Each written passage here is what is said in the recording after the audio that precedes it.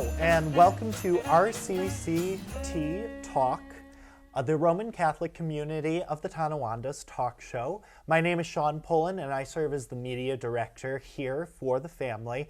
And today, my guest is a pillar of the St. Christopher's Parish community, Marie Sajsa. Marie, can you introduce yourself and tell us a little bit of what you do for the community? Well, thank you for interviewing me today, Sean. My job, or the task that I have taken on, is working with religious education for the children of the school, whether they're from grades kindergarten through confirmation, helping with the sacraments in both the school and the parish, and just making sure that we have good teachers, that we touch the families, and that we enable the children to experience Jesus and move on through discipleship as they learn about their faith. Which is really, at the end of the day, probably the most important thing, because the children are our future. And this isn't something that is new to you. This is something that I know you had a position as a religious ed director before St. Christopher's, right? I was at St. Andrew in Kenmore, and this actually is my encore career.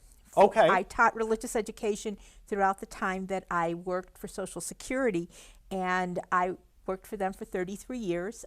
It was not my first choice of jobs, but I had to pay my college loans, and so I had to find a job that would pay. I really wanted to teach or be in education, but when that didn't work out, because there were no jobs when I was in college, and one of the things my father said to me is that make sure you have a job when you graduate from college, so I could pay back those student loans. And so I took a job with Social Security, but I did a teaching of adults there, planning training for the adults, doing training classes when we got new employees. And as I got toward the end of my career, I thought, I have to find something to do. I don't want to be at Social Security for 45 years. I will get another career. So I had a chance to take a job as the director of religious education at St. Andrew for adolescent and confirmation. But I also worked with elementary school and everything too, because there were just two of us. Can I ask, just out of curiosity, because first of all, I've known you for 6 years. I didn't know that originally you had intended on being a teacher. That's such an awesome thing to know. And I was able to pursue that with doing vacation. I would take a week off from work to do vacation Bible school. That would be one of my weeks of vacation because I enjoyed it so much. And I was able to teach adults, and then I did religious education. As a volunteer. As a volunteer. Children's Liturgy of the Word, confirmation. And then I was offered the job and I was still employed by Social Security. I was getting toward the end of my career, and I was offered the job at part-time at St. Andrew. So I took that job in preparation for what I thought would be my career, or what's called an encore career. What year was that? Actually, it was 2002. I had been volunteering to help the director at St. Andrew before that, and then in 2002 I was offered the job. I took the job and I worked part-time.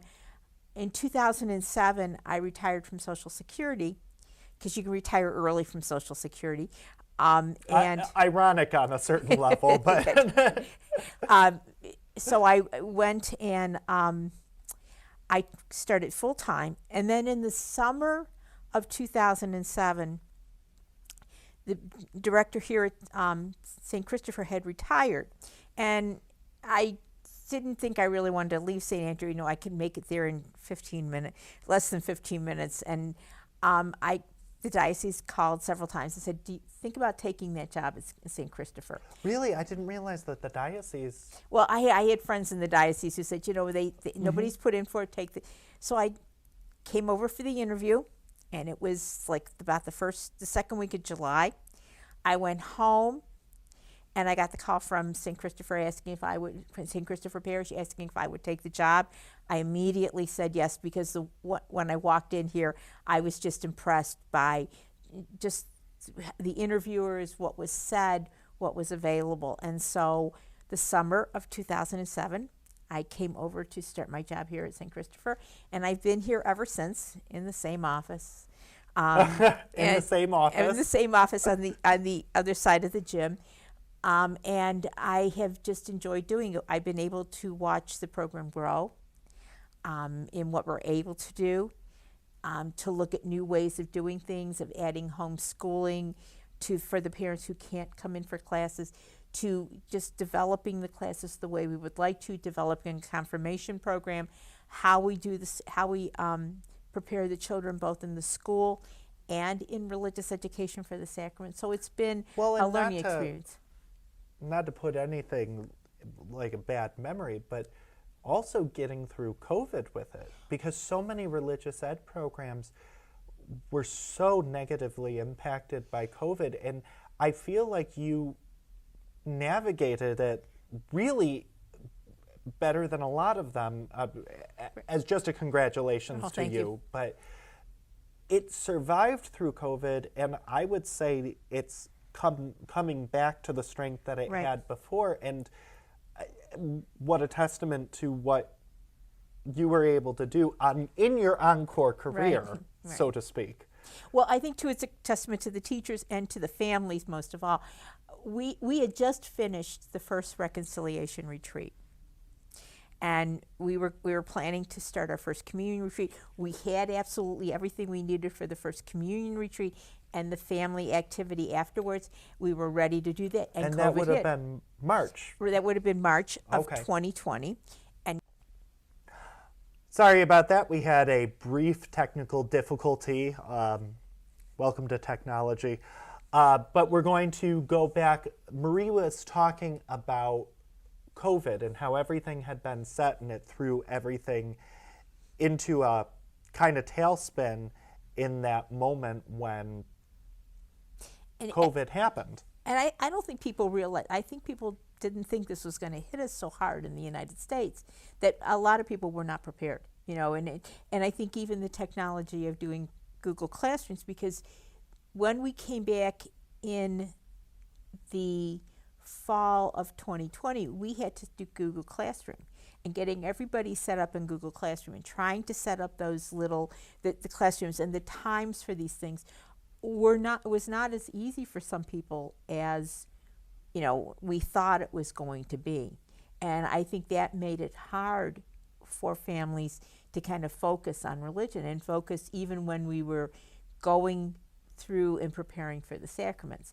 And obviously pushing sacrament dates that normally happen in March or May, and pushing them to the end of summer or October kind of threw everything off, because families weren't, I think people were still kind of struggling about getting back and being in church and being, close to people and everything that was happening.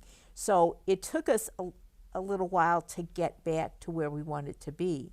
And really, this has been the first year where we have a number of students. We're not trying to play catch up. And I think that was hard too, is playing catch up.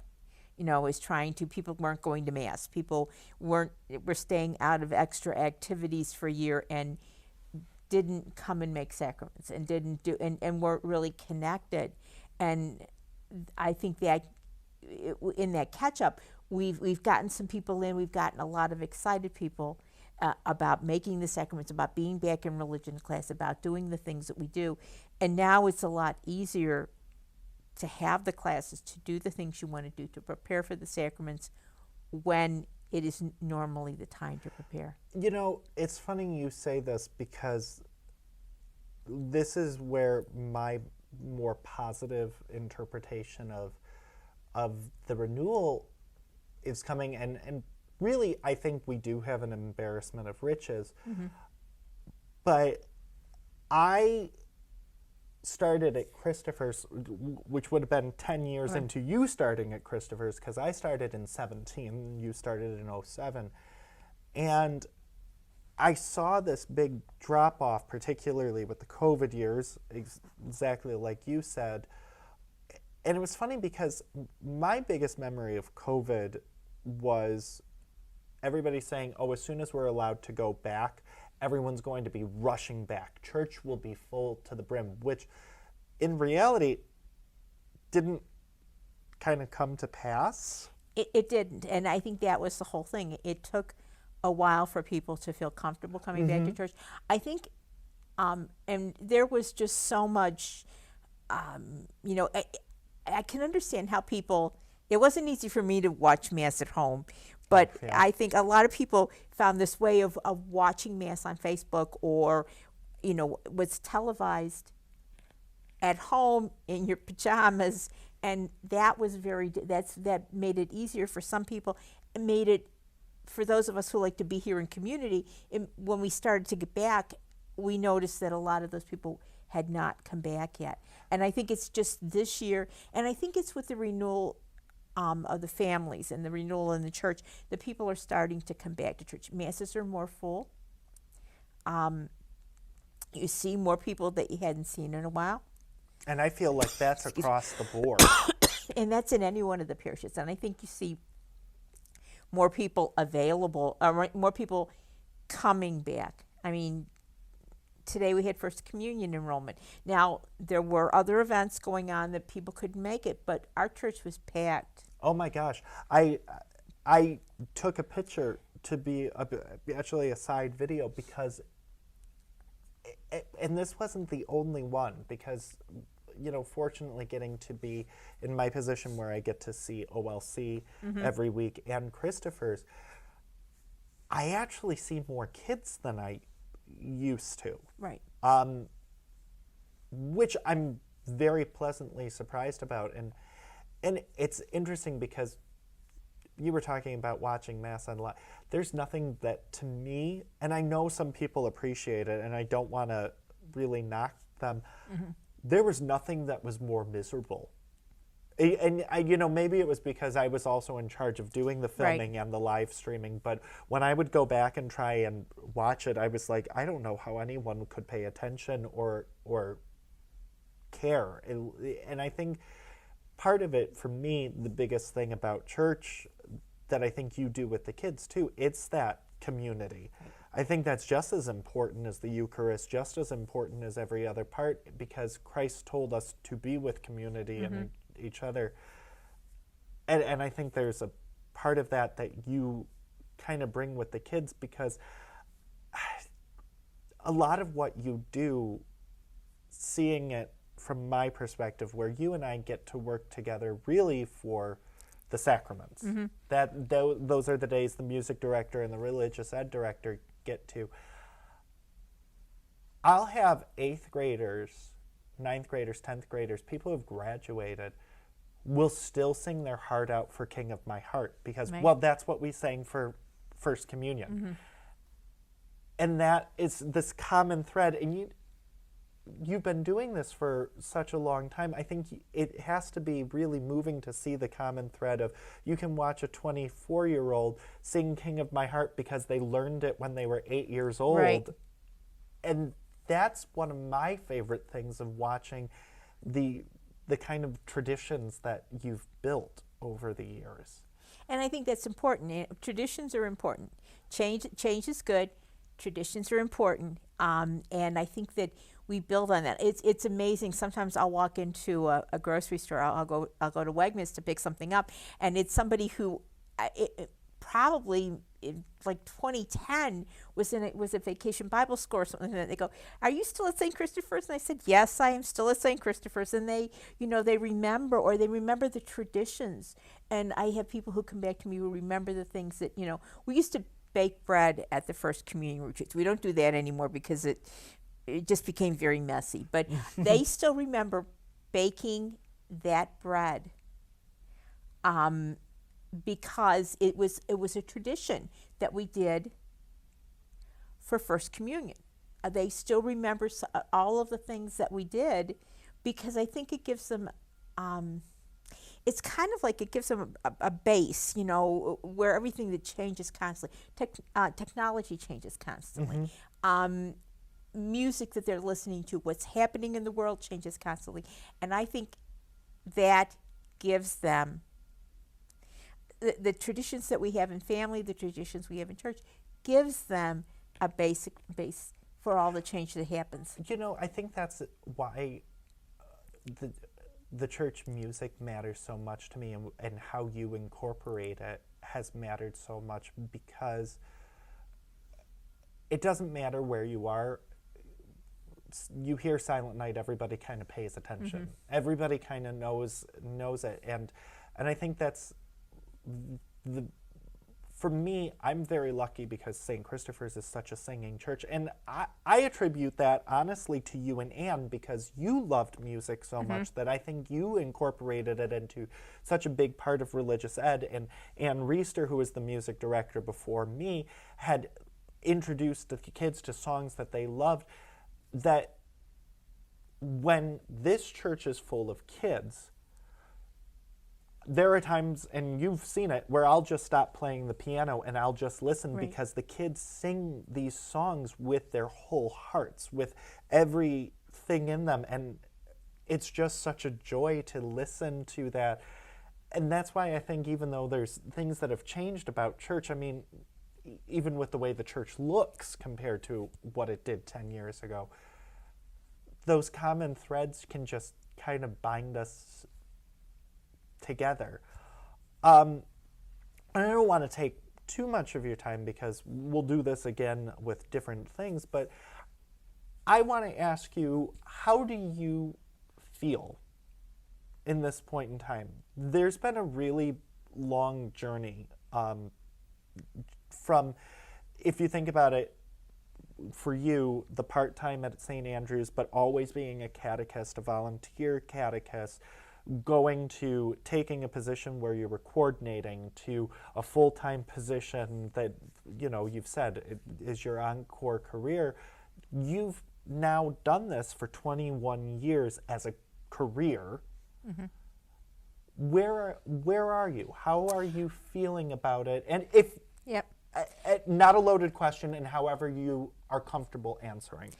I'm enthusiastic. As we move forward, I see this renewal in the diocese and within our family as a very positive thing. I think that we need to pull our resources in religious education so that we can offer the best of the programs to the families, the best of the programs to the schools for the sacraments and religious education. And I look forward to working with other people and getting other ideas. I learn more and I'm able to do more when I listen to other people's ideas. And maybe borrow a little from here and a little from there, you know. But to me, I look forward to this. I look forward to the change. I look forward to what we will be able to do.